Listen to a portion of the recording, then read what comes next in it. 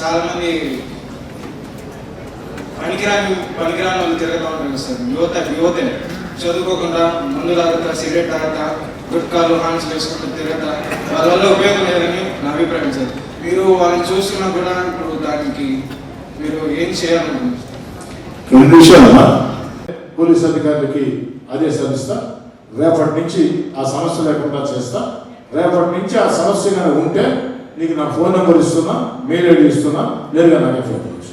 అలాగే నేను నెల్లూరుకి వచ్చి 8 సంవత్సరాలు అవుతుంది సార్. అప్పుడు కన్నా ఇప్పుడు ఇంకా 6th క్లాస్ వాళ్ళు 7th క్లాస్ వాళ్ళు కూడా ముందు రాక వైన్ షాపుల దగ్గర తీసుకుంటున్నారు. డబ్బులు వస్తున్నాయి కదా అని చెప్పి పిల్లకాయలకు కూడా ముందు అలవాటు చేస్తున్నారు. ఇంకా మీరు ఇంకా పోలీసులు వాళ్ళు కూడా ఎవరు పట్టించుకోవట్లేదని నా అభిప్రాయం. మద్య నిషేధం అనేది ఖచ్చితంగా మంచి ఆలోచన.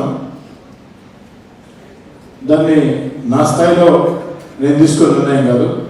ఖచ్చితంగా మీ పక్షాన జడ్జి యువతతో మాటి కార్యక్రమం పెట్టినప్పుడు మద్య నిషేధం గురించి వారి ఆకాంక్ష ఉందని తప్పకుండా తెలియజేస్తాను. అలాగే ఇందాక కార్పొరేట్ టికెట్కి ఇస్తాను సార్, నాకు ఇంట్రెస్ట్ ఉంది సార్. ఎక్కడ ఉంది?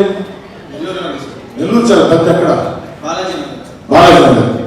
నిన్ను నారాయణ గారు తీసుకోబోతా, ఆయన పరిచయం చేస్తాను. అది రూరల్ కాదు, బాలాజీ నగర్, నెల్లూరు సిటీ.